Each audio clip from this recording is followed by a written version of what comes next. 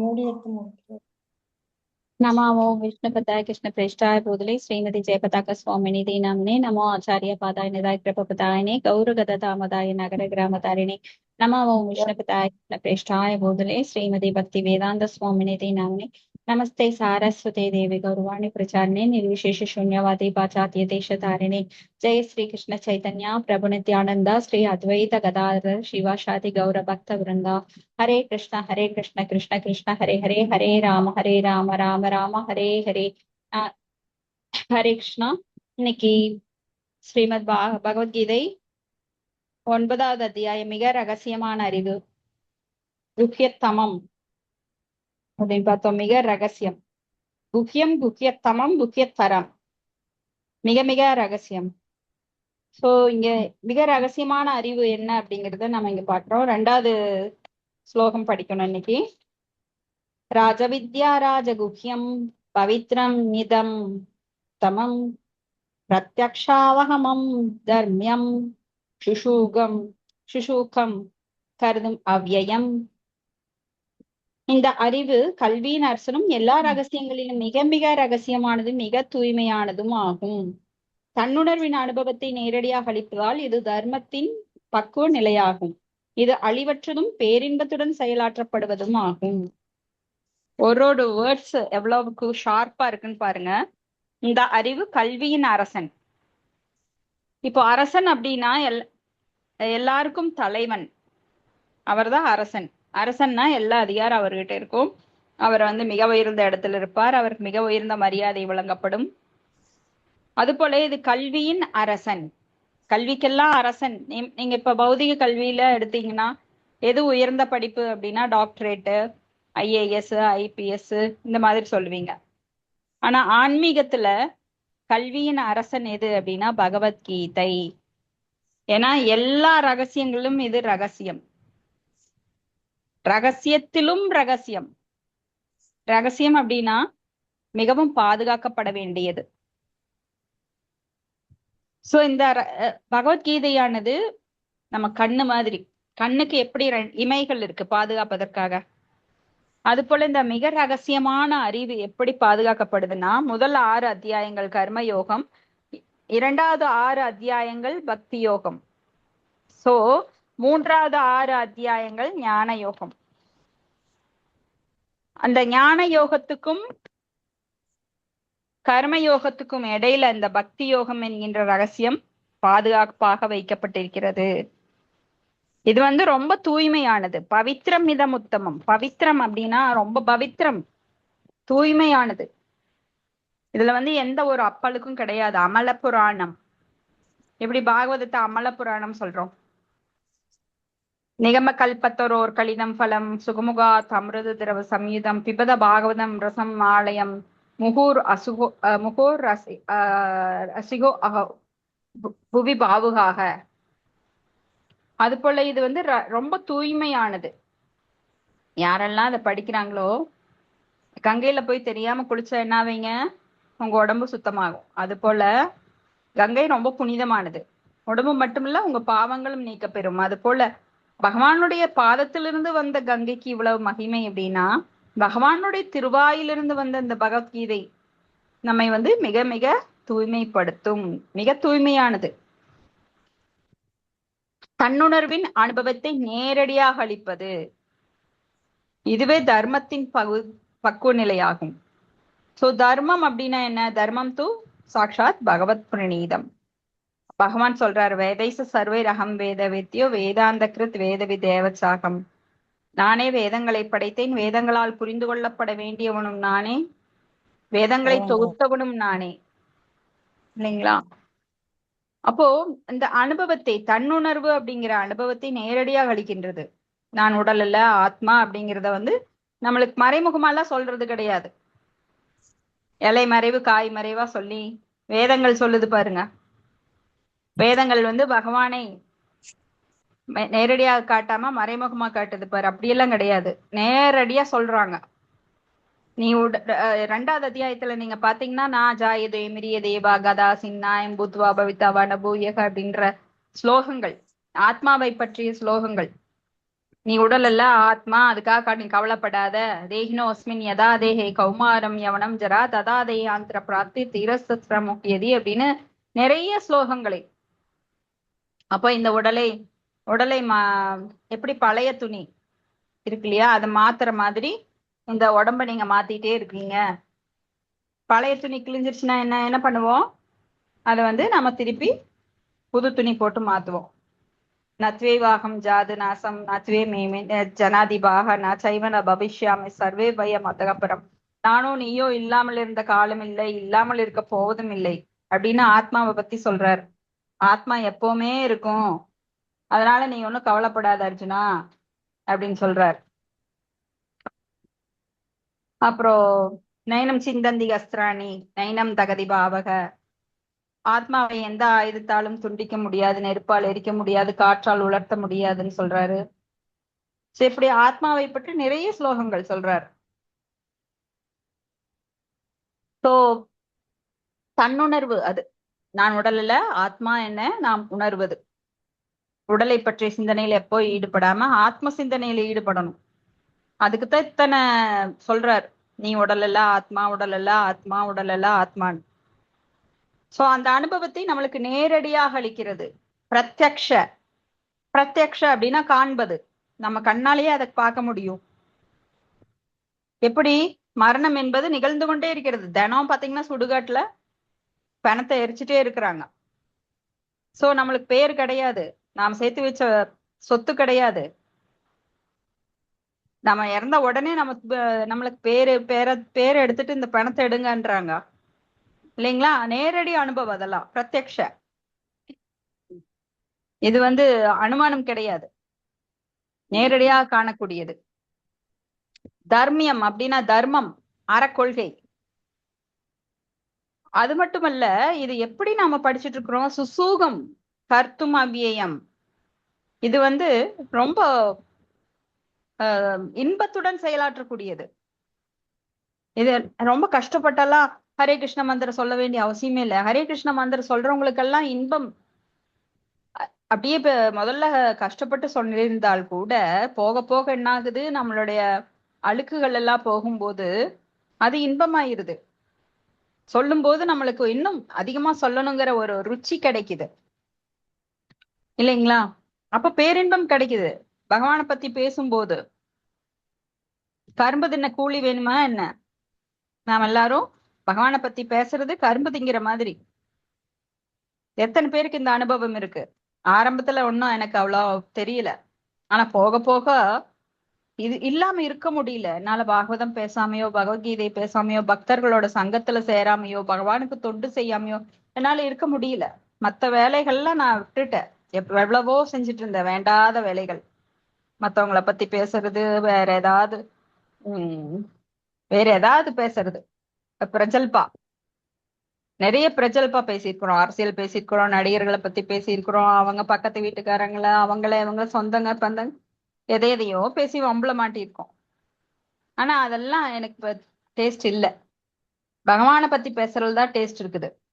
So இது பேரின்பத்துடன் செயலாற்றப்படுவது. பொருளுரையில சில பிரபாதர் அழகா விளக்குறார். சோ இதற்கு முன்னர் பகவத்கீதையில கொள்கைகளும் தத்துவங்களும் சாரமாக திகழ்வதால் இது அறிவின் அரசனாக அழைக்கப்படுகின்றது. இந்த அத்தியாயம்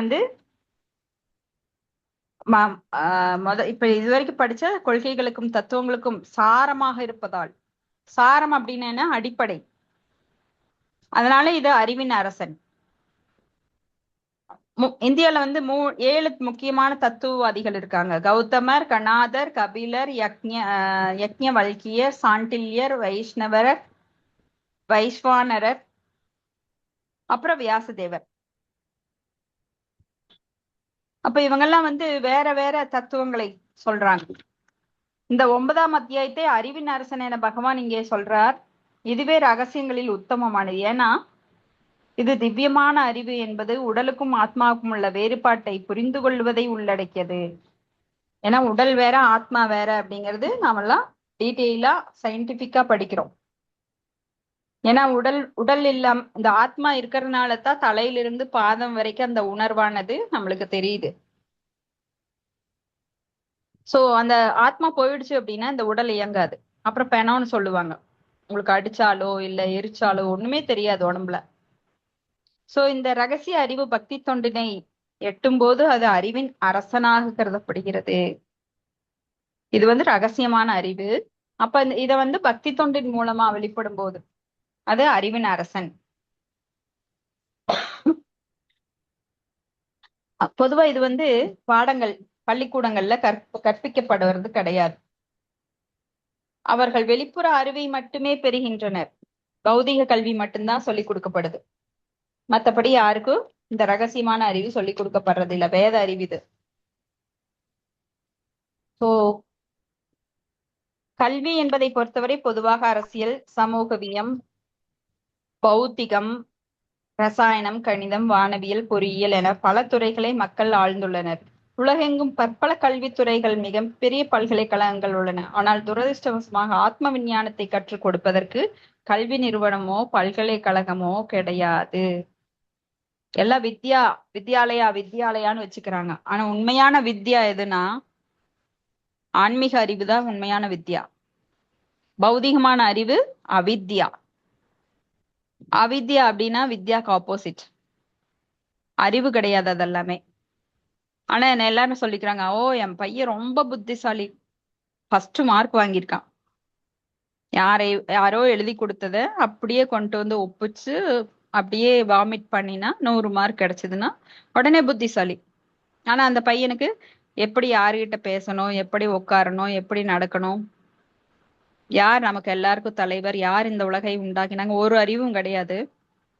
ஆனா பௌதிகமான அறிவு வச்சுக்கிட்டு அவனை புத்திசாலின்னு சொல்லுவாங்க.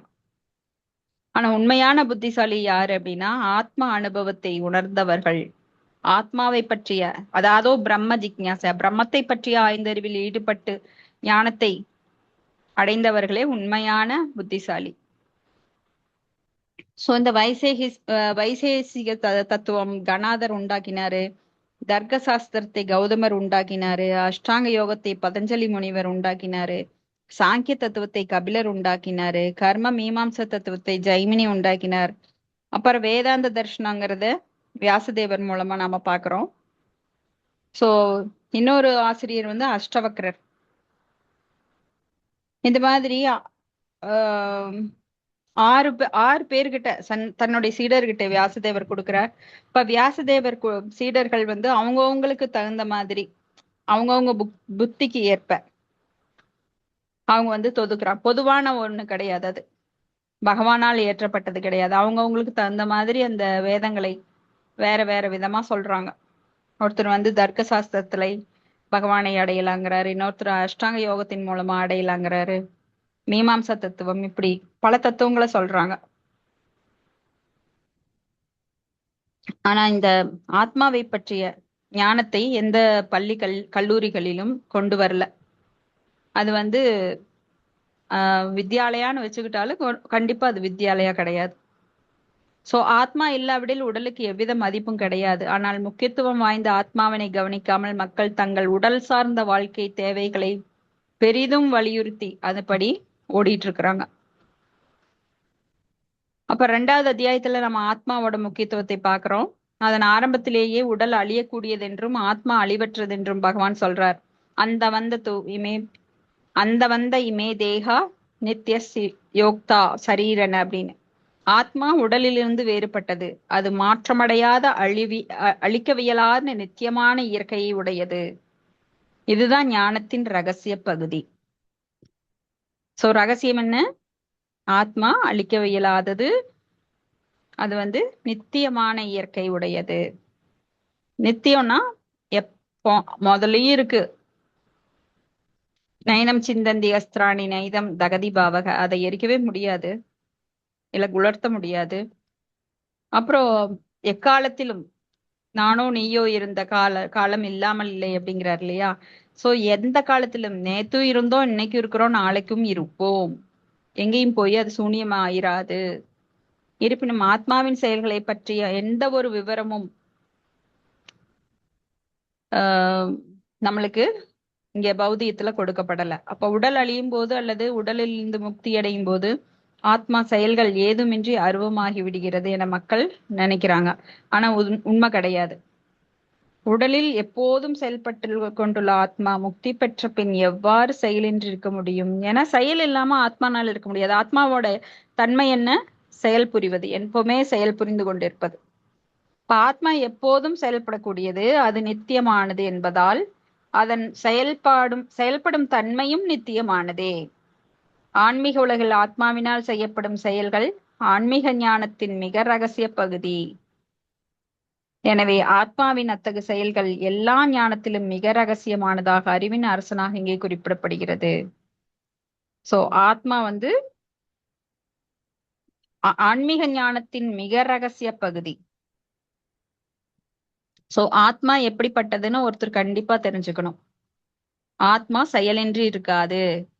ஆத்மான்னா ஆன்மீகமானது, அது பகவானுடைய அங்கத்துணுக்கு. இதெல்லாம் தெரிஞ்சிருக்கணும். அதான் தன்னுணர்வு பெறுதல். ஆத்மாதான் ரொம்ப முக்கியம். ஆத்மாவை மூடி இருக்கிற அந்த மூடி கிடையாது. ஏன்னா இந்த பலவிதமான திரைகள் இருக்கு ஆத்மாக்கு. இப்ப நாம மனுஷ வடிவத்துல இருக்கிறோம். இதுக்கு முன்னாடி மீனோட வடிவத்துல இருந்திருப்போம். இதுக்கு முன்னாடி பல வடிவங்கள் தாண்டிதான் வந்திருக்கிறோம். தாவர ஜங்கமமாக, புல்லாக, பூண்டாக, புழுவாக, மரமாகி, பல்விருகமாகி, பாம்பாகி, கல்லாய், மனிதராய், பேயாய், கணங்களாய், வல்லசுராய், முனிவராய், தேவராய் இப்படின்னு பல வடிவங்கள் மாறி இன்னைக்கு இந்த மனுஷ வடிவத்துக்கு வந்திருக்கிறோம். சோ ஆத்மாவின் அத்தகு செயல்கள் எல்லா ஞானத்திலும் மிக ரகசியமானது. ஆத்மாக்குன்னு என்ன செயல்கள் இருக்கு? ஆத்மா எதை விரும்புது? ஏயாத்மா சுப்ரசீததி. அதாவது ஆத்மாவத்துக்கு ஆனந்தம் அளிக்கக்கூடியது எது? ஆத்மா ஆன்மீகமானது. அதனால ஆன்மீக செயல்கள் தான் ஆத்மாக்கு ஆனந்தம் அளிக்கும். நிறைய பேர் ஆனந்தம் வேணும் வேணும்னு எங்கெங்கயோ தேடுறாங்க. எப்படி? உடல் சம்பந்தப்படுத்தி தேடுறாங்க. உடலுக்கு பெரிய வீடு கட்டுனா, ஏசி போட்டா, இல்ல கார் வாங்கினா சந்தோஷம் கிடைக்குமா அப்படின்னா உடல்ல அந்த தன்மை கிடையாது. உடலுக்கு ஆனந்தம் கிடையாது. உடலுக்கு இன்பம், சிற்றின்பம், அது போகக்கூடியது. ஆனா ஆத்மாவுக்கு ஆனந்தம் அழிவில்லாதது. ஆத்மா என்றும் ஆனந்தமயமானது. ஆனந்தமயோ அபியாசாத். அப்போ எதனோட தொடர்பு இருந்தா அதுக்கு ஆனந்தம் கிடைக்கும்? நம்மளுக்கு எல்லாருக்கும் ஆனந்தம் வேணுங்கிறோம். அப்ப ஆத்மாவுக்கு ஆன்மீகமான சம்பந்தம் உள்ளது. ஆன்மீகமான சம்பந்தத்தை ஏற்படுத்தும் போது நம்மளுக்கு ஆனந்தம் கிடைக்குது. அப்ப யார் ஆன்மீகம்? பரமபுருஷர் தான் ஆன்மீகமானவர், ஆனந்தமயமானவர். ஆனந்தத்துல உன்னத ஆனந்தம் அவர்கிட்டதான் இருக்கு. இன்பத்தின் இருப்பிடம் அவரே. அவரை பற்றி பேசும்போதும் படிக்கும் போதும் அவரை பத்தி நினைக்கும் போதும் நம்மளுக்கு அந்த ஆனந்தம் தானாக ஆத்மாக்கு கிடைக்குது.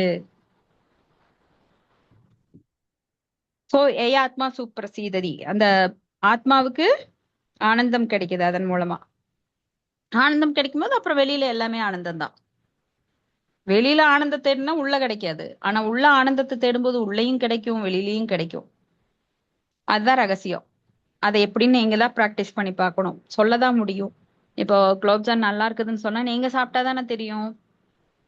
சோ எல்லாருமே அதை அனுபவிச்சு உணரணும். சோ ஆத்மாவின் அத்தகு செயல்கள் எல்லா ஞானத்திலும் மிக ரகசியமானதாக அறிவின் அரசனாக இங்கே சொல்லப்படுது. கேள்விகள் கேட்ப எல்லாரும் கவனமா கேளுங்க. சோ வேத இலக்கியங்கள்ல விளக்கப்பட்டபடி இந்த ஞானமே எல்லா செயல்களிலும் மிக தூய்மையான உருவமாகும். மனிதனின் பாவச் செயல்கள் பாவங்களுக்கு மேல் பாவங்கள் செய்வதன் விளைவுகளே. சோ மனிதனின் பாவச் செயல்கள் என்ன அப்படின்னா பாவங்களுக்கு மேல் பாவம் செய்வதன் விளைவுகளே அப்படின்னு பத்ம புராணத்துல சொல்லப்பட்டிருக்கு.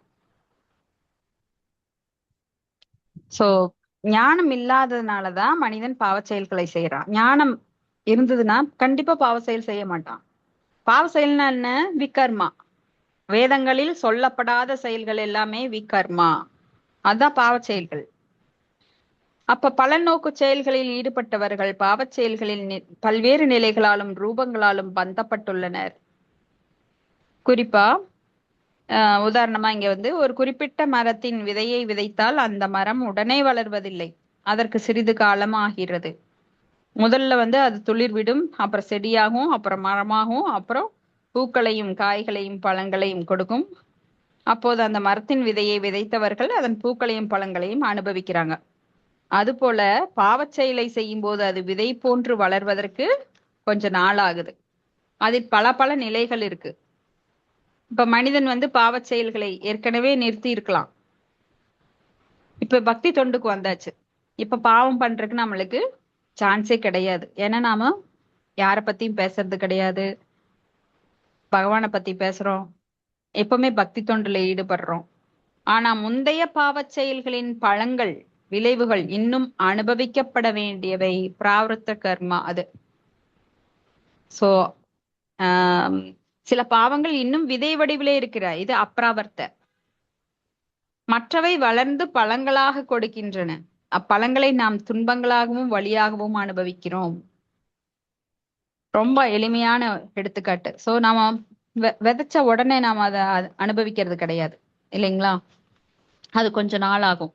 அந்த விதை நம்மளுக்கு செடியாகி மரமாகி காயை பூ பூத்து காயாகி அப்புறம் பழமாகி அப்புறம் நாம அதை எடுத்து சாப்பிடுறோம். சோ யார் யார் எந்த விதை விதைக்கிறாங்க, இது ஒரு முக்கியமானது. முள்ளு மரம் விதைச்சவன் கண்டிப்பா அதைத்தான் சாப்பிட்டாகணும். அதாவது பாவங்கள் செய்தவன் அந்த பாவத்தின் பலனையும் அனுபவிச்சாகணும். புண்ணியங்கள் செய்தவன், ஆப்பிள் மரம் விதைச்சவன் ஆப்பிள் சாப்பிடலாம். சோ இப்படி நாம இதை ஏற்கனவே ஒரு ஒரு கதையா பார்த்திருக்கோம். ஒரு அரசன் தனது 3 மந்திரிகள், முக்கியமான மந்திரிகள், அவங்கள சோதிக்க விரும்புறான். சோ அவங்க 3 பேருக்கும் 3 சாக்கு பை தர்றான். நீங்க ஒரு மாசம் காட்டுல தான் இருக்கணும். காட்டுல உங்களுக்கு எல்லா சாப்பாடெல்லாம் தந்துருவாங்க டெய்லி கொண்டு வந்து. ஆனா காட்டுல நீங்க குடிசை போட்டு அந்த 3 பேரும் பெரிய சாக்கு, அதுல என்னென்ன சேகரிக்கிறீங்களோ சேகரிங்க. ஆனா அதை நான் சோதிக்க மாட்டேன், திறந்தே பார்க்க மாட்டேன் சத்தியமா. அதனால 3 பேரும் நல்லதா பார்த்து சேகரிச்சுட்டு வாங்க, அத கண்டிப்பா நான் திறந்து பார்க்க மாட்டேன்ட்டு சொல்லிட்டார். அப்ப இந்த 3 மந்திரிகள்ல ஒரு நல்லவர், ஒரு கெட்டவர், இன்னொருத்தர் நல்லது கெட்டது ரெண்டு மீடியம் மத்தியம் அதிகாரி, ஒருத்தர் உத்தம அதிகாரி, ஒருத்தர் கனிஷ்ட அதிகாரி அப்படின்னு வச்சுக்கலாம். ஒருத்தர் ரொம்ப மோசமானவர், நல்லவர், மீடியமா ஒருத்தர் அப்படின்னு. இப்ப 3 பேருமே சேகரிக்கிறாங்க. காட்டுல நல்ல நல்ல பழங்களை, காய்களையும், கனிகளையும், கிழங்குகளையும் சேகரிக்கிறார் ஒருத்தர். எல்லாமே நல்லதா தான் இருக்கணும். ஏன்னா அரசர் சொல்லியிருக்காரு இல்லையா, நம்ம அரசருக்கு கீழ்ப்படிந்த மந்திரி, அவர்கிட்ட தான் சம்பளம் வாங்குறோம், நேர்மையா இருக்கணும் அப்படின்னு எல்லாம் அவர் சத்துவ குணத்துல நினைக்கிறார். அதே மாதிரி எல்லாம் சேகரிக்கிறார் அந்த மூட்டையில. ஆனா கொஞ்சம் கஷ்டம், ரொம்ப தேடி தேடி சேகரிக்கணும். பரவாயில்ல, அதனால என்ன, நான் சம்பளம் வாங்குறேன்ல.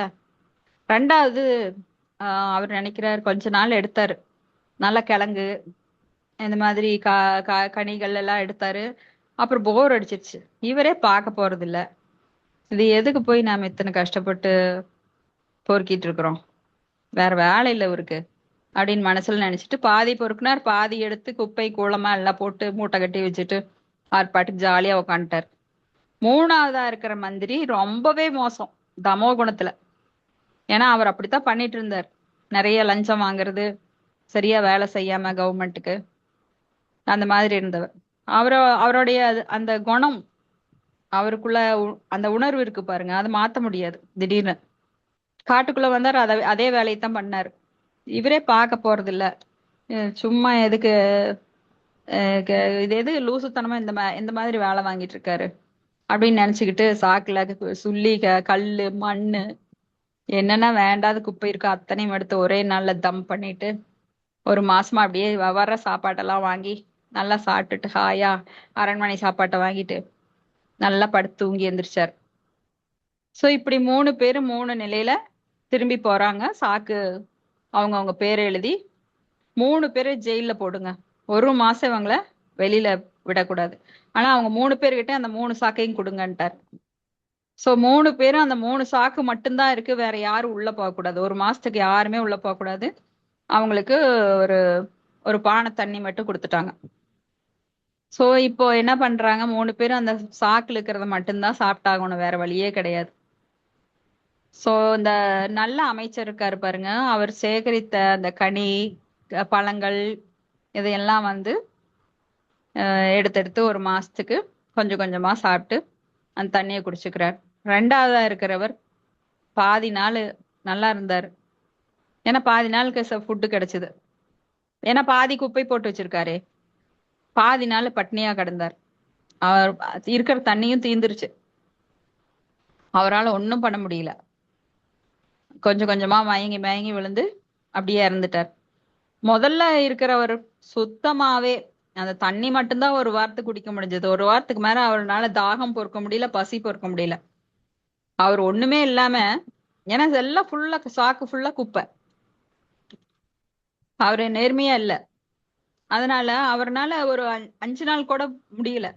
அதுக்கப்புறம் 6 7 நாள் பார்த்தாரு. அப்புறம் 8வது நாள் இறந்துட்டார். சோ அவங்க அவங்களுடைய துன்பங்களை, அவங்க அவங்களுடைய பாவங்களை அவங்க தான் அனுபவிச்சாகணும். தீதும் நன்றும் பிறன் தரவாரா. எந்த ஒரு செயலுக்கும் காரணம் இல்லாம இருக்காது. காரணம் இல்லாம காரியம் கிடையாது. நாம நினைச்சுக்கிறோம் யாரோ வந்து என்னைய மோதிட்டு போயிட்டான் ரோட்ல அப்படின்னு. ஆனா போன ஜென்மத்துல அவனுக்கு நாம என்ன பண்ணமோ தெரியாது. சோ எதுவுமே காரணம் இல்லைன்னு யாருமே நினைக்க முடியாது. எல்லாத்துக்கும் லிங்க் இருக்கு, எல்லாத்துக்கும் காரணம் இருக்கு. சோ இப்படியாக நம்ம பல வடிவங்கள்ல பாவங்களை நம்ம கழிக்கிறோம். எல்லாம் ஒட்டுக்கா வராது. ஏன்னா மழை மழை பெய்யறப்ப பாத்தீங்கன்னா சில விதைகள் அது வந்து செடிய வந்துடும். அப்புறம் மரமாகும், அப்புறம் காயாகி பழமாகி வரும். சிலதெல்லாம் அப்படியே பூமியில் இருக்கும், மறுபடியும் 4 மழைக்கு அப்புறம் மறுபடியும் முளைக்கும். சோ எந்த செயலுக்குரிய பாவத்தை எப்பொழுது அனுபவிக்கிறோம்னு தெரியாது. ஆனா கண்டிப்பா நம்மளுக்கு கண்டிப்பா எப்பயாவது வரும். சோ அனுபவித்து கொண்டிருக்கும் பாவங்கள் பிராவிருத்த, அப்பிராவிருத்த, இனி வரப்போரும் பாவங்கள். இப்ப நீங்க ஒரு 4 சூட்கேஸ் வச்சிருக்கீங்க, 3 சூட்கேஸ் வச்சிருக்கீங்க, சிங்கப்பூர் போயிட்டு வர்றீங்க. அத வந்து ஏர்போர்ட்ல உங்களுக்கு அந்த ஸ்டோரேஜ்ல இருந்து வருது. ஒரு சூட்கேஸ் கை கிடைச்சிருச்சு. இது வந்து நீங்க அனுபவிச்சுட்டு இருக்கிற பாவம். இன்னொரு சூட்கேஸ் வந்து வந்துட்டு இருக்குது, அது கண்ணுக்கு தெரியுது. சோ அத வந்து நீங்க இனி அனுபவிக்கணும். இனியும் ஒண்ணு உள்ளேயே இருக்குது. இன்னும் கொஞ்ச நேரம் கழிச்சு அந்த ரோல்ல வரும். சோ இப்படியாக அனுபவித்துக் கொண்டிருக்கும் பாவம், இனிமே அனுபவிக்க போறது இப்ப செய்யறதோட பாவங்கள். அது போய் ஸ்டாக் ஆகுது. இப்ப என்ன செய்யறீங்களோ அது வந்து இப்பதான் விதைக்கிறீங்க. நீங்க முதல்ல செஞ்ச பாவத்தை தான் இப்ப அனுபவிச்சுட்டு இருக்கிறோம். அதே மாதிரிதான் புண்ணியங்கள். நீங்க போன ஜென்மத்துல செஞ்ச புண்ணியங்களை தான் இப்ப அனுபவிச்சுட்டு இருக்கிறோம். இப்ப செய்யறத நாளைக்கு அனுபவிப்போம். இப்படியாக பாவம் புண்ணியம் மாறி மாறி நாம அனுபவிச்சுட்டு இருக்கிறோம். சோ எல்லா பாவச் செயல்களின் விளைவுகளையும் முழுமையாக ஒழித்து புண்ணிய செயல்களின் முழுமையாக ஈடுபட்டு இந்த ஜட உலகின் இருமைகளிலிருந்து விடுபட்டவன் புருஷோத்தமரான முழுமுதற் கடவுள் ஸ்ரீ கிருஷ்ணரின் பக்தி தொண்டில் ஈடுபடுகிறான். அதுதான் 7.28 பாக்குறோம். ஏஷாம் தொந்த கதம்பாவம் ஜனானாம் புண்ணிய கரும்னாம் தேக்துவந்த்வ மோக நிர்முக்த பஜந்தேமாம் திருடவிரதாக அப்படின்னு. யார் வந்து பாவங்களை எல்லாம் போக்கப்பெற்று புண்ணியங்கள் அதிகமா செய்யறாங்களோ அவங்களுக்கு என்னாகும்?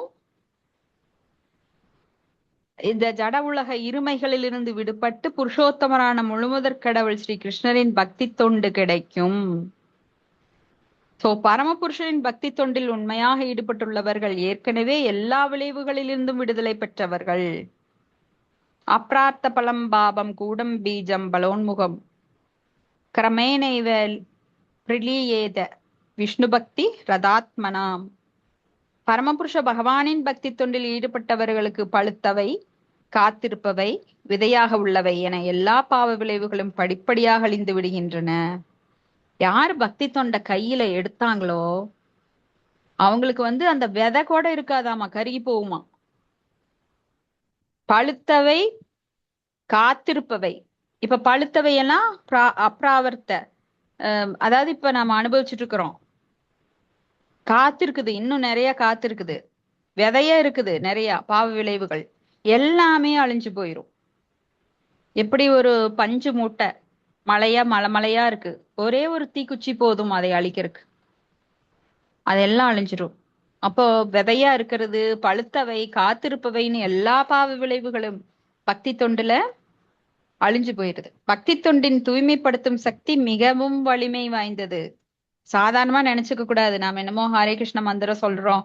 காலையில கூட பார்த்தோம் பாகவதத்துல. சோ பவித்ரம் உத்தமம் அப்படின்னு சொல்லப்படுது. அதாவது மிக தூய்மையானது. பகவானுடைய பக்தி தொண்டுங்கிறது ரொம்ப நம்மளை தூய்மைப்படுத்தக்கூடியது. நம்மளோட அனர்த்தங்கள் எல்லாத்தையும் அழிக்கக்கூடியது, பாவ விளைவுகளை. உத்தமம் அப்படின்னா உயர்ந்தது. தமஸ்னா இருள், அதாவது ஜட உலகை குறிக்கிறதா தமஸ். உத்தமனா ஜட செயல்களை விட உயர்ந்தது, அதாவது ஆன்மீக செயல்கள், பக்தி தொண்டு. அப்ப பக்தர்கள் சாதாரண நபர்களை போன்று செயல்படுவதாக சில சமயம் தோன்றினாலும் பக்தி செயல்களை உலகாயுத செயல்களுக்கு சமமாக ஒருபோதும் கருதக்கூடாது.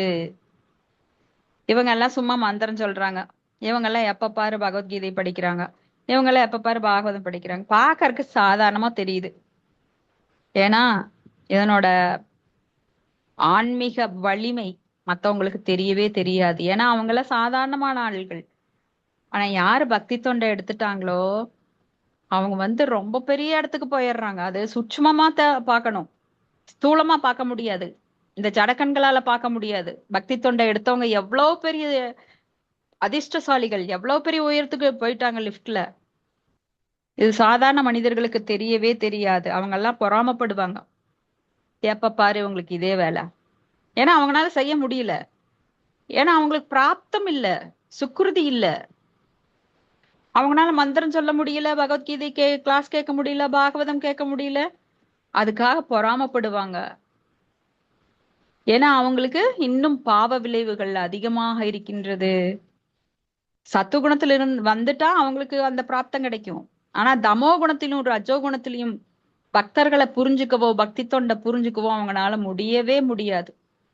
ஆனா அவங்களுக்கு சாதாரணமா தெரியற ஒரு விஷயம் எவ்வளவு பெரிய ரகசியமானது, உத்தமமானது, பவித்திரமானது, தூய்மையானது. ராஜவித்யா ராஜகுக்கியம் பவித்திரமிதம் உத்தமம் அப்படின்னு சொல்லி இந்த ஸ்லோகம் அவ்வளவு முக்கியமானது. பிரத்யக்ஷா வகமம் தர்மியம் சுசூகம் கருதும் அவ்வியம். இத மட்டும் நீங்க திரும்ப திரும்ப படிங்க, உங்களுடைய மகிமை உங்களுக்கு தெரியும். பக்தி தொண்டு சாதாரண விஷயம் இல்ல. சுசூகம் கருதும் அவ்வியம், இன்பமயமாக செய்யக்கூடியது. இது ஒண்ணு ரொம்ப கஷ்டப்பட்டு யாராவது கரும்பு தின்ன கூலி கேட்பாங்களா என்ன? இன்பமா செய்யக்கூடியது. ரகசியம் இதம் உத்தமம். ராஜவித்யா கல்விகளில் உத்தமமான கல்வி இது. ராஜகுஹ்யம் மிக மிக ரகசியமானது.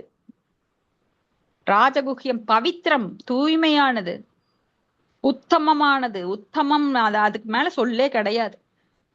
ஆன்மீகத்தை வர்ணிக்கிறதுக்கு நாம பௌதிக வார்த்தைகளை யூஸ் பண்றோம்.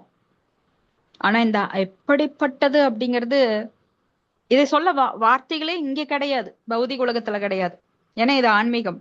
ஆன்மீக உலகத்திலிருந்து வார்த்தைகளை நாம பொறுக்கி எடுத்தா கூட இதனோட மகிமையை அவ்வளோ பெருசா வெளிப்படுத்த முடியல.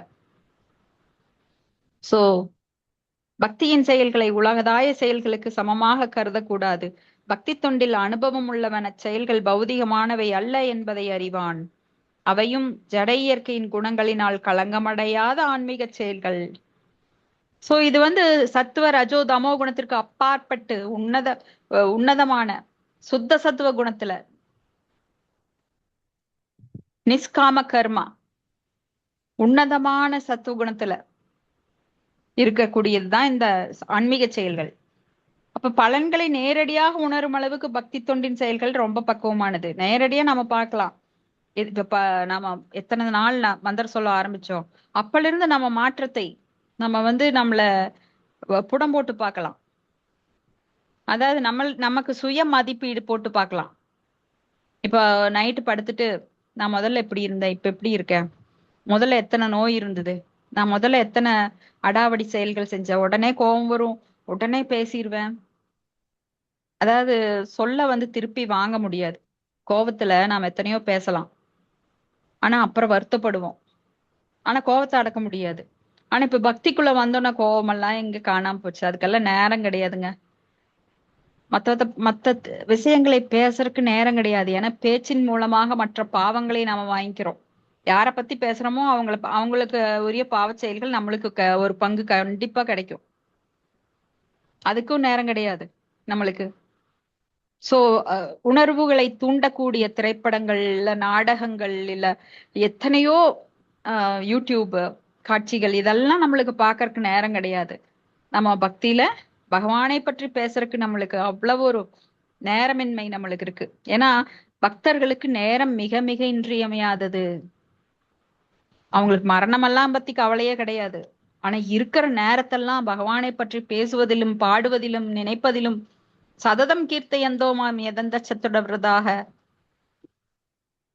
அவங்க மச்சித்தா மத்கத பிராணா போதயந்த பரஸ்பரம் கதயந்தச்ச மாம் நித்யம் துஷ்யந்திச்ச ரமந்திச்ச எப்பொழுதும் தங்களுக்குள் பகவானை பற்றி பேசிக்கொண்டு அவங்க எதை பற்றியும் நான் சோச்சதி நான் காங்ஷதி எதை பற்றியும் கவலைப்படுவதில்லை, எதை பற்றியும் ஏங்குவது இல்லை, நினைப்பது கிடையாது. இது வேணும் அது வேணும் நினைக்கிறக்கெல்லாம் நேரம் கிடையாது. சோ அவங்க ரொம்ப இன்பமா ஆஹ் எல்லாரும் பகவானை பற்றி பேசுவதுல தங்கள் கவலைகளை மறந்து புறச்செயல்களை மறந்து ஜட செயல்களை மறந்து அவங்களுக்குள்ள ஒரு ஆன்மீக உலகம், அவங்களுக்குள்ள ஒரு சத்தியலோகம், அந்த 3 யுகங்கள்ல சத்திய யுகத்தை உருவாக்கி கொண்டு. ஏன்னா சத்தியுகத்துல பாத்தீங்கன்னா 95% 90% உண்மைதான் இருக்கும். சோ அங்க ரொம்ப ஆன்மீகமயமா இருக்கும். சோ பக்தர்கள் எப்பொழுதுமே பகவானை பற்றி பேசிக்கொண்டு போதுவா அவங்களுக்குள்ளேயே ஒரு விருந்தாவனத்தை உண்டாக்கிட்டு அதுல சந்தோஷமா இருக்கிறாங்க. புறச்செயல்கள்ல அவங்க பாதிக்கிறதே கிடையாது. இருக்கிறதோ பௌதிக உலகம். ஆனா பௌதிக உலகத்தோட பாதிப்பு பக்தர்களுக்கு கிடையாது. எங்கெல்லாம் பாகவதம் பேசப்படுகிறதோ பகவத்கீதை பேசப்படுகிறதோ அங்க மற்ற சிந்தனைகளே இல்ல. சில மணி நேரங்களாவது அவர்கள் கூடி தங்களுக்குள் ஆனந்தத்தை அனுபவிக்கிறார்கள். பகவானை பத்தி பேசும்போது அங்க ஆனந்தம் ஆனந்தம் ஆனந்தம். ஏன்னா அங்க தூய்மை தூய்மை தூய்மை மிக தூய்மை. வேற நீங்க வேற எதை கேட்டாலும் ஆனந்த விகடம் கல்கி குமுதம் இதெல்லாம் படிச்சீங்கன்னா ஆனந்தம் இருக்காது. இன்னைக்கு படிச்சா நாளைக்கு வேற ஒரு புக்கை தேடுவீங்க. ஆனா பகவத்கீதை எப்பொழுதும் திரும்ப திரும்ப திரும்ப பாகவதம் எத்தனை தடவை வேணா கேட்கலாம். சைத்தன்ய சரிதாமிர்தம் எத்தனை தடவை வேணா கேட்கலாம். இன்பம் பெருகிக் கொண்டே இருக்கும். இன்பத்தின் ஊற்று. இன்பம் எங்க கிடைக்கும்? எளிமையா கிடைக்கும் பக்தர்களுக்கு. வெளியில போய் வியர்வை சிந்தி பாடுபட்டு அவங்கிட்ட பேச்சு வாங்கி இவங்கிட்ட பேச்சு வாங்கி அதை ஏமாந்து இதை ஏமாந்து எத்தனை தொல்லை வெளியில போனா. ஆனா இருக்கிற இடத்துல உக்காந்த இடத்துல பக்தர்கள் அவ்வளவு இன்பத்தை கோடி கொடுத்தாலும் கிடைக்காத இன்பம் அதை அனுபவிச்சுட்டு இருக்காங்க. சோ பலன்களை நேரடியாக உணரும் அளவிற்கு பக்தி தொண்டின் செயல்கள் மிகவும் பக்குவமானவை. நேரடியா நாம இதை பார்க்கலாம். இத 1 மாசத்துல உணர்றவங்க இருக்காங்க, ஒரு வாரத்துல உணர்றவங்க இருக்காங்க, ஒரு வருஷத்துல எவ்வளவு தூரம் மேல ஏறினவங்க இருக்காங்க ஆன்மீகத்துல. ஈஸ்வரி மாதாஜி, ராஜலட்சுமி மாதாஜி, லலிதா மாதாஜி, இப்போ சாந்தி மாதாஜி, எத்தனை பேரு மகேஸ்வரி மாதாஜி, இவங்க எல்லாருமே சொன்ன அப்படியே புட்டு புட்டு வைப்பாங்க. இந்த வகுப்புல நிறைய பேரு தொடர்ந்து வர்றவங்க. சோ இதுல நமக்கும் அனுபவம் உள்ளது. கிருஷ்ணரின் திருநாமங்கள் ஹரே கிருஷ்ண கிருஷ்ண கிருஷ்ண ஹரே ஹரே, ஹரே ராம ராம ராம ஹரே ஹரே என உச்சரிப்பவர் அபராதமின்றி உச்சரிக்கும் போது திவ்ய ஆனந்தத்தை உணர்கிறார். ஏன்னா ஆத்மாக்குரியது ஆனந்தம். அது எப்ப வரும்? பகவானை பற்றி பேசும்போது கேட்கும் போதும். மேலும் வெகு விரைவில் எல்லாவித ஜட மாசுக்களிலிருந்தும் தூய்மை அடைகிறார். இது நடைமுறையில் நாம் கண்ட உண்மை. அத பிரத்யக்ஷாவகமம் தர்மியம். மேலும் கேட்பதோடு மட்டுமின்றி பக்தி தொண்டின் செய்திகளை பரப்ப ஒருவன் முயற்சி செய்தால் அல்லது கிருஷ்ண உணர்வின் பொதுநலச் செயல்களுக்கு உதவுவதால் தன்னை ஈடுபடுத்தினால் அவன் படிப்படியாக ஆன்மீக முன்னேற்றத்தை உணர முடியும். தான் பெற்ற இன்பம் இந்த வையகம் பெறவேன்னு சொல்லி எல்லாருக்கும் இதை சொல்லும் போது அவனுக்கு அவ்வளோ ஒரு சந்தோஷம். இது வரைக்கும் தெரியாம போச்சு எனக்கு. எனக்கு மட்டும் இல்ல, இது இன்னும் 4 பேருக்கு தெரியணும், 40 பேருக்கு தெரியணும், 400 பேருக்கு தெரியணும்னு ஒரு பக்தன் எவ்வளவு பாடுபடுறான். அப்ப ஆன்மீக வாழ்வின் இந்த முன்னேற்றம் எந்த விதமான முந்தைய தகுதியோ கல்வியோ பொறுத்தது கிடையாது. உனக்கு என்ன தகுதி? ஒரு மனுஷனா இருந்தா போறோம். ஹரே கிருஷ்ண கிருஷ்ண கிருஷ்ண ஹரே ஹரே, ஹரே ராம ராம ராம ஹரே ஹரே இது சொல்ல தெரிஞ்சா போறோம். அதான் தகுதி. யாருக்கு வாய் இல்லாம இருக்கு, யாருக்கு சொல்ல தெரியாது? இது கண்டிப்பா எல்லாரால முடியும். அப்ப இந்த வழிமுறையில் எளிமையாக ஈடுபடுவதன் மூலம் ஒருவன் தூய்மை அடைகிறான். அந்த அளவுக்கு இந்த வழிமுறை மிக மிக தூய்மையானது. இதுலயே வேதாந்த சூத்திரத்துல சொல்லப்பட்டிருக்கு, பிரகாசஸ் கர்மண யப் யாசஸ், பக்தி தொண்டின் செயல்களில் ஈடுபடுபவன் சந்தேகமின்றி சான்றோனாகின்றான். பக்தி தொண்டு அத்தகு சக்தி வாய்ந்தது. நாரதரின் முந்தைய பிறவியிலிருந்து இதற்கான நடைமுறை உதாரணத்தை நாம பார்க்கலாம். அவர் ஒரு வேலைக்காரியின் மகனாக பிறந்தார். நாரத முனிவர் கல்வியும் கிடையாது அவருக்கு, பெரும் குடும்பத்திலையும் பிறக்கல. ஆனா என்ன செஞ்சார், இந்த சாதுர்மாசிய விரதத்துல ஈடுபட்டிருந்த முனிவர்களுக்கு காட்டுல, அந்த 4 மாசம் காட்டுல பகவானை பற்றி பாடிக்கொண்டு அவங்க வெளியில எங்கேயும் போக மாட்டாங்க. சோ அந்த பக்தர்களுக்கு அவங்க அம்மாவோட சேவையில ஈடுபட்டிருந்தார். சோ அவங்களுக்கு விறகு பொறுக்கி கொடுக்கறது, அப்புறம் அவங்க பேசுற ஸ்லோகங்களை காதால கேட்கறது, பகவானை பத்தி பேசுறதெல்லாம் கேட்கறது. ஒன்னும் பண்ணல நாரத முனிவர், இதைத்தான் பண்ணாரு. அவங்களோட உச்சிஷ்டம், அதாவது அவங்க சாப்பிட்ட மிச்சத்தை அவங்களோட பர்மிஷன் கேட்டு எடுத்துக்கிட்டார். உச்சிஷ்ட லோபான் உச்சிஷ்ட லேபான் அனுமோதி தோத் விஜய்க சக்ருத் புஞ்சே தத் அபாஸ்த கில்பிஷக ஏவம் பிரவருத்தஸ்ய விஷுத்த சேதசஸ் தத் தர்ம ஏவாத்ம ருச்சி பிரஜாயதே. ஒரு அதாவது ஸ்ரீமத் பாகவதத்துல இந்த ஸ்லோகம் தனது முந்தைய பிறவியை பற்றி தன்னுடைய சீடரான வியாசதேவர்கிட்ட நாரதர் சொல்றார். 4 மாசங்கள் அந்த பக்தர்கள், சாதுர்மாதிய விரதத்துல ஈடுபட்டிருந்த முனிவர்கள், அவங்களுக்கு அந்த சிறுவனான நாரதர் சேவை செய்தார். அவர்களுடன் நெருங்கிய உறவை வளர்த்தார். சில நேரங்களில் அந்த சாதுக்கள் உணவின் மீதியை தட்டிலே விட்டு செல்வர். அந்த தட்டுக்களை கழுவும் சிறுவன் உணவின் மீதியை சுவைக்க விரும்பினான். அதற்காக அச்சிறந்த பக்தர்களின் அனுமதி கேட்க அவர்களும் உணவின் மீதியை நாரதரிடம் கொடுத்தனர். இதன் விளைவாக எல்லா பாவ விளைவுகளிலிருந்தும் விடுபட்டான். அவ்வாறு தொடர்ந்து உண்டு வந்த போது சிறுவனும் அந்த சாதுக்களை போன்ற தூய்மையான இதயத்தை படிப்படியாக பெற்றான். சிரவணம் மற்றும் கீர்த்தனம் மூலம் இடையறாத பக்தி தொண்டின் சுவையை அந்த பெரும் பக்தர்கள் அனுபவித்துக் கொண்டிருந்தனர். நாரதரும் அதே சுவையை படிப்படியாக வளர்த்து கொண்டார். நாரதர் சொல்றார், சாதுக்களின் உறவு கொண்டதால் பகவானின் புகழை கேட்பதற்கும் பாடுவதற்கும் நாரதர் ருசியை பெற்றார். மேலும் பக்தி தொண்டிற்கான பேராவலை வளர்த்து கொண்டார். எனவே வேதாந்த சூத்திரத்தில் விளக்கப்பட்டபடி பிரகாசஸ்ஸ கர்மன் யப்யாசாத், ஒருவன் பக்தி தொண்டின் செயல்களில் ஈடுபட்டிருந்தால் அவனுக்கு அனைத்தும் தாமாகவே தெளிவாகி அவற்றை புரிந்து கொள்கிறான். இதுவே பிரத்யக்ஷ நேரடி அனுபவம் அப்படின்னு சொல்லப்படுது. சோ எவ்வளவு இனிமையா இருக்கு பாருங்க. பக்தி தொண்டு அப்படிங்கிறது ரொம்ப கஷ்டப்பட்டு பண்றது கிடையாது, ரொம்பவும் இனிமையாக செய்யக்கூடியது. இப்போ ஒரு 5 ஸ்டார் ஹோட்டல்ல போய் உங்களை சாப்பிடுங்க, எல்லாம் ஃப்ரீ அப்படின்னு சொன்னா உங்களுக்கு எப்படி இருக்கும்? சாப்பிட்றதுக்கு உங்களுக்கு வாய் வலிக்குமா? உடம்புக்கு எவ்வளவு சத்து, எவ்வளவு ருசி, எவ்வளவு தூய்மையா இருக்கும். சோ அதே போலதான் இங்க பக்தி தொண்டு அப்படின்னா, இது கரும்பு தின்ன கூலி கேட்க வேண்டிய அவசியமே இல்லை. ஏன்னா கரும்பு எல்லாருக்கும் பிடிச்சது, சுவையானது, இனிப்பானது. சோ சாப்பிடு அப்படின்னு சொன்னா உடனே சாப்பிட்டுருவோம். அந்த மாதிரி அது ரொம்ப சுசூகம் கருதும் அவ்வியம், ரொம்ப இனிமையா இருக்கும். அப்ப தர்மியம் அப்படின்னா தர்மத்தின் பாதை. நாரதர் வேலைக்காரியின் மகனாக இருந்தாரு. பள்ளிக்கு கூட போகல, பள்ளிக்கூடம் எல்லாம் போகல. அப்போ தாய்க்கு உதவி செஞ்சார். அதிர்ஷ்டவசமா அவர் தாய் சில பக்தர்களுக்கு சேவை செய்யறதுக்காக அந்த காட்டுல 4 மாசம் அந்த சாதுர்மாதிய விரதத்துல இருந்த முனிவர்களுக்கு சேவை செய்யறதுக்கு வாய்ப்பு கிடைக்குது. அந்த வாய்ப்பை பெற்ற மகன் நாரதரும் பக்தர்கள் உறவால் தர்மத்தின் மிக உயர்ந்த குறிக்கோளை அடைந்தார்.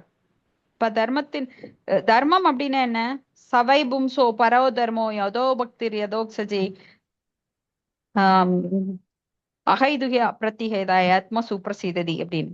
இப்ப பக்தி தொண்டினை அடைவதே தர்மத்தின் மிக உயர்ந்த பக்குவ நிலை. தர்மம் அப்படின்னா பக்தி தொண்டுதான், அதுதான் உண்மையான தர்மம். தர்மம் தூ சாட்சாத் பகவத் பிரணீதம். பகவான் உருவாக்குனதுதான் தர்மம். அப்ப அவருடைய அங்கத்துணுக்கு நாமல, அவருடைய பாட்டன் பார்சல், அவர்கிட்ட இருந்து வந்தவங்க. அப்ப பகவானுக்கு சேவை செய்வது எப்படி உடலுக்கு பல்வேறு அங்கங்கள் சேவை செய்கிறதோ, அது போல அவருடைய அங்கம் அப்படிங்கறதுனால அவருக்கு சேவை செஞ்சாதான் நம்மளுக்கு திருப்தி கிடைக்கும், ஆனந்தம் கிடைக்கும். அது புரியாம மக்கள் எல்லாம் எங்கே நிம்மதி எங்கே இன்பம் அப்படின்னு ஓடிட்டு இருக்கிறாங்க. ஆனா அந்த ரகசியம் இங்கே விடுவிக்கப்படுகின்றது. சோ 8வது அத்தியாயத்துல கடைசி பதத்துல, வேதேசு யஜ்ஞேசு தபசு சைவ ஞானே தானேசு யத் புண்ணிய பலம் பிரதிஷ்டம் தத் சர்வம் இதம் விதித்வா உபைதி சாத்தியம் அப்படின்னு பாக்குறோம் இல்லைங்களா? அப்போ தன்னுணர்வுக்கு வேத ஞானம் அவசியம். ஆனால் இங்கே குருகுலத்தில் ஒருபோதும் செல்லாத போதிலும் வேதத்திற்கள் கொள்கைகளில் தேர்ச்சி பெறாத போதிலும் நாரதர் வேத கல்வியின் மிக உயர்ந்த பலனை அடைந்தார். அவரெல்லாம் வேதம் படிக்கல, சும்மா போய் 4 மாசம் சாதுர்மாசிய விரதம் இருந்த அந்த முனிவர்களுக்கு சேவை செஞ்சு அவங்க உச்சிஷ்டத்தை சாப்பிடுறார், அவங்களுக்கு நிறைய சேவை செய்யறார். ஆனா வேதமே படிக்கல, ஆனா வேத கொள்கைகளின் மிக உயர்ந்த பலனை அவர் அடைகிறார். ஏன்னா பக்தி தொண்டினோட விசேஷம் வேதேசு யஜ்ஞேசு தபசு செய்வ, வேதங்கள் படித்த பலன், யஜ்ஞம் செய்த பலன், ஆஹ் தானம் செய்த பலன், தவம் செய்த பலன், கர்ம ஞான பாதைகளை மேற்கொள்ளும் பலன், அத்தனை பலன்களும் பக்தி தொண்டின் மூலமாக பெறப்படும். வேதேசு யஜ்ஞேசு தபசு செய்வ தானேசு யத் புண்ணிய பலம் பிரதிஷ்டம் உபைதி சாத்தியம் தத் சர்வம் இதம் விதித்வா அப்படின்னு சொல்லி நாம் பாக்குறோம். சோ இது எல்லா பலன்களும் ஒருங்கே உங்களுக்கு கிடைக்குது, பக்தி தொண்டு பண்ணினா போறோம். இப்பெல்லாம் நாம வேத கொள்கைகளை படிச்சிருக்கிறோமா? ஆனால் வேதத்தின் இறுதி முடிவான பகவான் கிருஷ்ணர், அவரை நாம எல்லாருமே தெரிஞ்சிருக்கிறோம் பக்தி தொண்டின் மூலமா. ஆனா வேதங்களை படிச்சவங்களுக்கு இவ்வளவு சீக்கிரம் புரியாது. பகவான் கிருஷ்ணர் தான் இறுதி யக்ஞை வை விஷ்ணுகு, அவர்தான் எல்லா வேதங்களின் இறுதி முடிவு அப்படிங்கிறது அவங்களுக்கு தெரியாது. ஆனா பக்தி தொண்டு பண்ற சாதாரண வேலைக்காரியின் மகனான நாரதர் போன்றவர்களுக்கு கூட பக்தி தொண்டின் முடிவு கிடைச்சிருக்கு. சோ எல்லாத்தையும் அறிந்தவர் அவர். நாரதர் யாரு? திரிலோக சஞ்சாரி, மிக உயர்ந்த பக்தர். யாரெல்லாம் ஒரு வைஷ்ணவர், மிக உயர்ந்த வைஷ்ணவர் அப்படின்னா, அவர் சாதாரணமா வைஷ்ணவர் அப்படின்னா ஒரு முறை நாமம் சொன்னாலே அவர் வைஷ்ணவர். அப்ப நிறைய முறை நாமம் சொன்னா அவர் கொஞ்சம் உயர்ந்த நிலையில வர்றார். அப்ப இன்னும் மிக உயர்ந்த வைஷ்ணவர் யாரு அப்படின்னு கேட்கும்போது, யாரை கண்டவுடன் பக்தி பக்தி அவங்களுக்கு தொத்திக்குதோ, இப்ப வைரல் ஃபீவர் மாதிரி. யாருக்காவது கொரோனா டைம்ல பாத்தீங்கன்னா, கோவிட்ல யாருக்காவது வந்திருந்ததுன்னா அவங்க வீட்டு பக்கமே எட்டி பார்க்க மாட்டாங்க, ஏன்னா போனா உடனே தொத்திக்கும். அது மாதிரி யாரை கண்டவுடன் பக்தி தொத்திக்குதோ அவங்களும் பக்தராகிறாங்களோ அவர் மிக உயர்ந்த வைஷ்ணவர். இப்ப நாரதர் பார்த்த உடனே மிருகாரி அவர் என்ன ஆயிட்டார்? வால்மீகி முனிவர் ஆயிட்டார், ராமாயணத்தையே ஏற்றுகிறார். ராமருக்கு அவர் குரு. பாருங்களேன், வால்மீகி முனிவர். அவ்வளவு உயர்ந்த நிலையை மிருகாரி, மிருகத்தையெல்லாம் கொன்னு கொன்னு குவிச்சவரு, பாதி குத்துயிரும் கொலையுயிருமா கொன்னவரு அந்த நிலைக்கு வந்துட்டார். அப்ப நாரதருடைய சங்கம். அதனாலதான் தூய பக்தர்கள் வந்தா உடனே நாம அவங்கள போய் பார்க்கணும். அவங்களுடைய ஸ்பரிச காற்று நம்ம மேல பட்டா கூட போதும், அவங்களோட கண் பார்வையிலேயே நம்மளுக்கு தீட்சை கொடுத்துருவாங்க, நம்மளோட அனர்த்தங்களை நீக்கி அவங்களோட கருணை கொடுத்துருவாங்க. சோ உயர்ந்த பக்தர்களை நாம ஓடி போய் தரிசனம் பண்ணணும். அவங்களோட பாத தூளி ரொம்ப முக்கியம். அவங்களுடைய பாதங்களை கழுவி அந்த அபிஷேக நீரை அதை எடுத்து நாம குடிச்சுக்கணும், தலையில தெளிச்சுக்கணும். சோ ரொம்ப முக்கியம் வைஷ்ணவர்களை, மிக உயர்ந்த வைஷ்ணவர்களை சந்தித்து அவங்கள ஆசி வாங்கிறது. ஏன்னா நம்ம பல கோடி பாவங்களை அவங்க உடனே அகற்றிடுவாங்க காரணமற்ற கருணையினால. பகவானை விட பக்தர்கள் மிக உயர்ந்த கருணை வாய்ந்தவர்கள். ஹரே கிருஷ்ணா. எல்லாரும் கேக்குறீங்களா? கேக்குறேங்க மாதாஜி, கேக்குறேங்க. கேக்குறேன். Okay okay. இது எப்படி சக்தி வாய்ந்தது? வேத இலக்கியங்கள்ல உறுதி செய்யப்பட்டுள்ளது. ஆச்சாரியாவான் புருஷோ வேத. கல்வி அறிவு இல்லாதவனாக இருந்தாலும், வேதங்களை ஒருபோதும் படிக்காதவனாக இருந்தாலும், பெரும் ஆச்சாரியர்களுடன் தொடர்பு கொள்பவன் தன்னை உணர்வதற்கு தேவையான எல்லா ஞானத்தையும் அடைந்து விடுகிறான். இப்ப வேலைக்காரியின் மகன் தான் நாரதர். அவர் வேதங்கள் ரிக், யசுர், சாம, அதர்வனன் உட்கார்ந்து படிச்சு படிச்சு படிச்சு படிச்சு ஒப்பிக்கல. அந்த காலத்துல எல்லாம் எழுதலாம் மாட்டாங்க. இன்னைக்கு வேத பாடசாலைகள், பழமையான கோயில்கள் எல்லாம் பாத்தீங்கன்னா வேத பாடசாலைகள் இருக்கு. அங்க போனீங்கன்னா வேதங்களை அப்படியே மந்திரங்களை உச்சரிச்சுட்டே இருப்பாங்க. அவங்க எழுதியெல்லாம் பார்க்க மாட்டாங்க. நோட்ல எல்லாம் கம்ப்யூட்டர்ல எல்லாம் போட்டு எழுதுறதுக்கு ரெக்கார்ட் பண்றதெல்லாம் கிடையாது. என்ன பண்ணுவாங்க, திரும்ப திரும்ப அதை ஓதிட்டே இருப்பாங்க. ஆனா அந்த வேத ஞானம் பெரும் ஆச்சாரியர்களுடன் தொடர்பு கொள்வதால், சாது சங்கே சாது சங்கே லவமாத்திர சாது சங்கே, லவ மாத்திரம் இப்படின்னு ஒரு செகண்ட்ல நம்ம அவங்களோட தொடர்பு கொள்ளும் போதே நம்மளுக்கு அந்த ஞானம் எல்லாம் கிடைச்சிருது. இதெல்லாம் ரொம்ப நம்ப முடியுதுங்களா அப்படின்னு கேட்டா நம்பணும். அது அனுபவம். அதான் பிரத்யக்ஷாவகமம் தர்மியம். நீங்க வாங்க, தொடர்பு கொள்ளுங்க, நம்புவீங்க. இதெல்லாம் நம்மளுக்கு இல்ல, வெளியிலிருந்து பாக்குறவங்களுக்கு இதெல்லாம் சந்தேகமா இருக்கும். எப்படிடா இப்படி எல்லாம் நடக்குது? ஏன்னா சூட்சுமமான விஷயங்கள் நிறைய பேருக்கு புரியாது. ஸ்தூலமான விஷயங்கள் வெளிக்கண்ணால் பார்ப்பதுதான் நம்புறாங்க. ஏன்னா அது மாயா. இல்லாத ஒன்றை இருப்பதாகவும் இருப்பதே இல்லாததாகவும் காட்டுறதுதான் மாயா. அப்ப இந்த சூட்சுமான விஷயங்கள் நிறைய பேருக்கு பார்க்க தெரியறது கிடையாது, உணரத் தெரியறது கிடையாது. ஏன்னா நம்பிக்கை வேணும், ஸ்ரத்தா வேணும். ஸ்ரத்தை இருந்தாதான் இதுக்குள்ள வர முடியும். அதுக்கு சுக்கிருதி வேணும். சோ அந்த சுக்கிருதியை பக்தர்கள் நாம உருவாக்கி கொடுக்கணும். அவங்க காதுபட நாம ஹரே கிருஷ்ண நாமத்தை அவங்க கிட்ட சொல்லணும். சும்மா சொல்லுங்க, உங்களுக்கு பணம் கிடைக்கும். ஏதாவது ஒரு பொய்யாது, ஒரு கல்யாணம் பண்ணணும்னா 1000 பொய் சொல்லணும்னு சொல்லுவாங்க. ஒரு பக்தனை உருவாக்குறதுக்கு நாம என்ன என்ன வேணா கஷ்டப்படலாம். சொல்லுங்க, உங்களுக்கு வேணுங்கிறதெல்லாம் கிடைக்கும் சொல்லுங்க. நிஜமா கிடைக்கும். ஒரு நல்ல பக்தர் ஆகும்போது எதையும் எதிர்பார்க்காத போது அவருக்கு வேணுங்கிற செல்வமும் கிடைக்கும். முதல்ல அவரு எதிர்பார்த்திருக்கலாம், ஆனா அதுக்கப்புறம் பக்திக்கு வந்தோன்னா அவருக்கு எதிர்பார்ப்பே இருக்காது. நம்மள பல பேர் இப்படிதான் இருந்திருக்கோம். முதல்ல எல்லாம் ஒண்ணு கிடைச்சிருக்காது, அப்ப ரொம்ப ஆசைப்பட்டிருப்போம் அனுபவிக்கணும். இப்ப எல்லாம் கிடைக்குது, ஆனா அனுபவிக்கணுங்கிற ஆசை போயிடுச்சு. ரொம்ப வித்தியாசமான சூழ்நிலைக்கு நம்ம ரொம்ப கிரிட்டிக்கல் இதெல்லாம். இது நினைச்சா சிரிப்பா வரும். முதல்ல ஒண்ணும் இல்ல அனுபவிக்கிறதுக்கு, ஆனா இப்ப எல்லாமே இருக்கு. அனுபவிக்கிறதுக்கு நம்மளுக்கு முடியல, தோணல. கொடுத்தா கூட வேண்டான்னு சொல்றோம். சோ பக்தி தொண்டின் வழிமுறை ரொம்ப மகிழ்ச்சிகரமானது, சுசூகம்.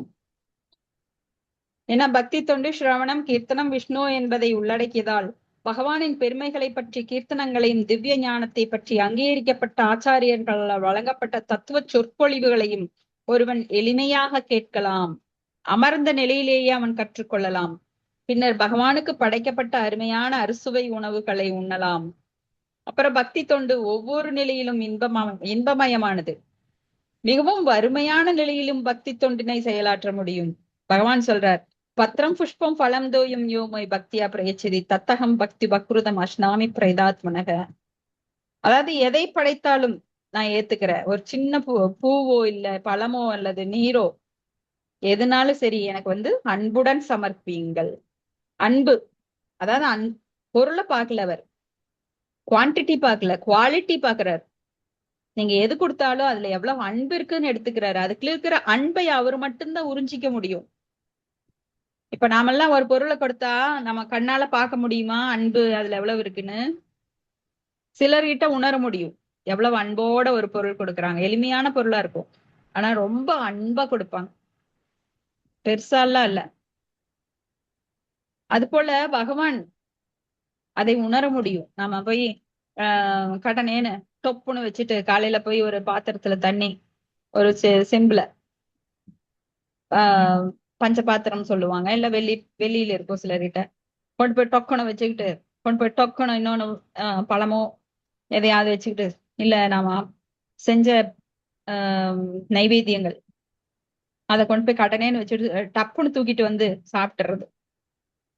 அதாவது ஒரு கடனேன்னு செய்யறது ஏந்திரத்தனமா, அப்படி இல்லாம அன்புடன், பகவானே நீ சாப்பிடு, நீ சாப்பிட்டது போலதான் நாங்க சாப்பிடணும், நீ சாப்பிடுறதுனால அந்த உணவு சுத்தமாக்கப்பட்டு எங்களுக்கு பிரசாதமா கிடைக்கும், அதன் மூலமா எல்லாரும் பக்தியில நல்ல நல்ல நிலைக்கு வரணும் அப்படின்னு ரொம்ப அன்புடன், அன்பு பரிமாற்றம். அதுதான் நம்மளுக்கும் பகவானுக்கும் பக்தி தொண்டு. பக்தி தொண்டுனா பகவானுக்கும் நம்மளுக்கும் அன்பு தொண்டு.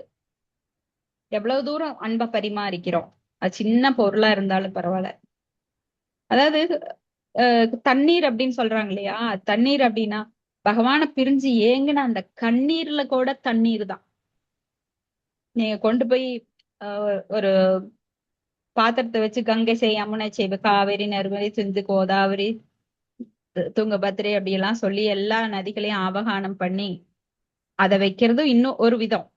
ஆனா உங்க கண்ணுல இருந்து வழியுதே அன்புடன் ஒரு சொட்டு கண்ணீர். இப்ப அன்புடன் வர்ற கண்ணீர் வந்து கூலா இருக்கும். நீங்க வெறுப்போட யாராவது உங்களை திட்டினாங்க அப்படின்னா, நீ அடிச்சாங்களா அப்படின்னா கண்ணுல இருந்து கண்ணீர் வரும், சூடா இருக்கும் அது. ஆனா ஒருத்தர் பத்தி நினைச்சு உருகும் போது அந்த கண்ணீர் வந்து கூலா இருக்கும். அது மாதிரி பகவானை பத்தி நினைச்சு, பகவானே உன்னை பிரிஞ்சு இருக்கேனே, உன்னை எப்ப நான் நேர்ல பாப்பேன், நான் எவ்வளவு உனக்கு அபராதம் பண்ணிருக்கேன், அப்படி எல்லாம் நினைச்சு நினைச்சு கண்ணீரால அவர் பாதங்களை கழுவும் போது அவர் ரொம்ப உருகி போயிடுவார். அதான் அதான் வந்து அந்த நீர். நீர் சொல்றோம் இல்லைங்களா, பத்திரம் புஷ்பம் பழம் அப்படின்னு. அந்த தண்ணீரை விட இந்த தண்ணீர் அதிகமா விரும்புவர். அப்புறம் பத்திரம் அப்படின்னா அவருக்கு பிடிச்ச இலை, மிக மிக மிக பிரியமானது துளசி இலை. அதுல ஒரு இலை போதும். இத வந்து நாம ஒரு பாஸ்ட் டைம்ல கூட பார்க்கலாம். ருக்மிணி ஆஹ் அவங்க என்ன பண்ணுவாங்கன்னா, உம் பாமா ருக்மிணி ரெண்டு பேரும். பாமா வந்து நான் பெரிய அரச குடும்பம், நிறைய செல்வம் இருக்கு அப்படின்னு சொல்லிட்டு நிறைய அவங்க நகைகளை பொருள் எல்லாம் வைப்பாங்க, தங்கம் வெள்ளி பாத்திரங்கள் எல்லாம், துலாபாரம். ஆனா பகவான் இன்னொரு தட்டுல உட்கார்ந்து இருப்பாரு, உயரவே மாட்டேங்கிறார். என்னடா அது சோதனையா இருக்கு அப்படின்னு சொல்லி அவங்களும் வச்சுட்டே இருக்காங்க.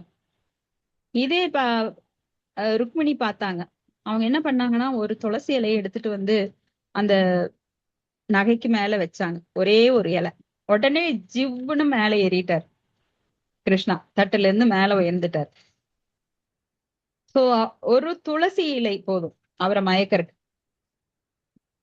இப்படி பக்தி அப்படிங்கிறது மகிழ்ச்சியுடன் செயலாற்ற முடியும். பொருட்கள் படைக்கப்படும் போது கடவுள் அதில் உள்ள அன்பை மட்டுமே ஏற்றுக்கொள்கிறார்.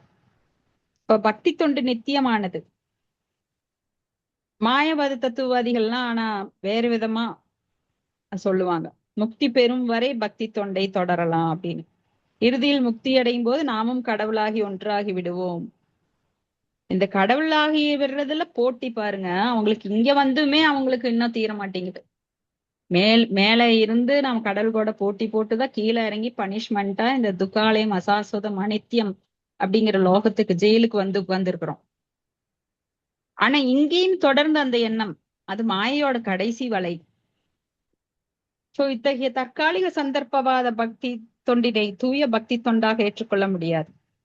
அதாவது முக்தி வரைக்கும் பக்தி தொண்டு பண்ணா போதும், அப்புறம் நான் முக்தி அடைஞ்சிட்டா நானும் கடவுள் ஆயிடுவேன், அகம் பிரம்மாஸ்மி அப்படிங்கறதெல்லாம் தவறு. அப்ப உண்மையான பக்தி தொண்டு முக்திக்கு பின்னரும் தொடர்கிறது. ஏன்னா ஆன்மீக லோகத்துல அங்கேயும் போய் நம்ம சேவை தான் பண்றோம். சேவை அப்படின்னா இங்க சேவைங்கிறதுக்கு பேரே வந்து நாம நினைச்சிட்டு இருக்கிறது வேற மாதிரி. சேவை அப்படின்னா பகவானுக்கு இணையான செல்வாக்கு நம்மளுக்கு. யாராவது முதலாளிக்கு சமமா நம்மளுக்கு எல்லாமே கொடுப்பாங்களா? ஆனா பகவான் கொடுக்குறாரு எல்லாமே நம்மளுக்கு. சாஸ்தி சாமீபிய சாரூபிய சாலோக்கிய அப்படின்னு சொல்லி எல்லாத்தையும் கொடுக்குறாரு. சோ பக்தன் கடவுளின் ராஜ்யத்தில் உள்ள ஆன்மீக கிரகத்திற்கு செல்லும் போது அங்கும் பரமபுருஷரின் தொண்டில் ஈடுபடுகிறான். எல்லா பக்கமே அது தொண்டுன்னு சொல்லுவாங்க, ஆனா கண்டிப்பா நாம அங்க அனுபவிக்கிறோம். அவன் பரமபுருஷருடன் ஒன்றாகிவிட முயற்சி செய்வதில்லை. சோ பகவத்கீதையில சொல்ற மாதிரி உண்மையான பக்தி தொண்டு முக்திக்கு பிறகுதான் தொடங்குகிறது. ஒருவன் முக்தி அடைந்த பிறகு பிரம்மனில் நிலைத்திருக்கும் போது பிரம்மபூத, அதாவது அவனது பக்தி தொண்டு ஆரம்பமாகிறது. சம சர்வேசு பூதேசு பக்திம் லபதே பராம். சோ எல்லாத்தையும் சம சர்வேசு பூதேசு எல்லாரையும் சமமா பாக்குறான். எப்படி சத்கோஸ்வாமிகள் வந்து எப்பொழுதும் பகவானை பற்றிய நினைப்பிலேயே இருப்பாங்க. ஸ்ரீ ரூப ரகுநாத அஹ், அஹ், ரகுநாத ஸ்ரீ ரூப சனாதன ரகுநாதப்பட்ட ரகுநாத் தாச கோஸ்வாமிகள், கோபாலப்பட்ட ஜீவ கோஸ்வாமிகள், இவங்க வந்து எப்பொழுதும் பகவானை பற்றிய இதுலயே சிந்தனையிலேயே இருப்பாங்க. சோ அவங்களுக்கு யாருமே வந்து யாருகிட்டையும் விரோதம் கிடையாது. சோ எப்பொழுதும் அவர்கள் போற்றத்தக்கவர்கள். அவங்க நாமத்தை சொன்னாலே அவ்வளவு நல்லது. இந்த எப்பொழுதும் அவங்கள வந்து நாம நினைச்சு பார்க்கணும் எந்திரிச்ச உடனே. இப்ப கர்ம யோகம், ஞான யோகம், அஷ்டாங்க யோகம் என்று போன்ற எந்த யோக பயிற்சினாலும் யாரும் பரமபுருஷ பகவானை அறிந்து கொள்ள முடியாது. என்ன சர்க்கஸ் வித்தவனாலும் அறிஞ்சுக்க முடியாது. சோ அந்த யோக முறைகள் மூலம் பக்தி யோகத்தை நோக்கி சற்று முன்னேறலாம். ஆனால் பக்தி தொண்டு நிலைக்கு வராமல் பரமபுருஷ பகவானை புரிந்து கொள்ள முடியாது. பக்தி தொண்டின் வழிமுறையை பின்பற்றி, குறிப்பாக ஸ்ரீமத் பாகவதம், பகவத்கீதை போன்றவற்றை தன்னை உணர்ந்த ஆத்மாக்களிடமிருந்து கேட்டு தூய்மையடையும் போது அவனால் கிருஷ்ணரின் விஞ்ஞானத்தை புரிந்து கொள்ள முடியும். இது பாகவத்திலே சொல்லப்பட்டிருக்கு. ஏவம் பிரசன்ன மனசோ பகவதி பக்தி யோகதக. ஒருவனது இதயம் எப்போது எல்லா அபத்தங்களிலிருந்தும் தூய்மையடைகிறதோ அப்போது கடவுள் என்றால் என்ன என்பதை அவன் புரிந்து கொள்ள முடியும். இவ்வாறாக கிருஷ்ண உணர்வு எனப்படும் பக்தி தொண்டு எல்லாவித கல்விக்கும் எல்லாவித ரகசியமான அறிவுக்கும் அரசனாக விளங்குகிறது. இதுவே தர்மத்தின் மிக தூய்மையான ரூபம், கஷ்டமின்றி மகிழ்ச்சியுடன் நிறைவேற்றப்படக்கூடியது. எனவே அனைவரும் இதனை ஏற்றுக்கொள்ள வேண்டும். சோ இந்த ஸ்லோகம் ரொம்ப ரொம்ப படிக்க படிக்க படிக்க தேனா இருக்கும். அப்படியே பட்டவர்த்தமா நம்மளுக்கு உண்மை சொல்லுது. இந்த ஸ்லோகத்தை எல்லாரும் மனப்பாடம் பண்ணணும் கண்டிப்பா. ராஜவித்யா ராஜகுஹ்யம் பவித்ரம் இதம் உத்தமம் பிரத்யக்ஷாவகமும் தர்மியம் சுஷூகும் கருதும் அவ்வியம். ஒவ்வொரு லெட்டரும் பாருங்க. ராஜவித்யா கல்வியின் அரசன், ராஜகுஹ்யம் ரகசியமான அறிவு, ஞானத்தின் அரசன், பவித்ரம் அப்படின்னா தூய்மையானது, உத்தமம் உத்தமமானது, பிரத்யக்ஷானா நேரடியாக காண்பது, சோ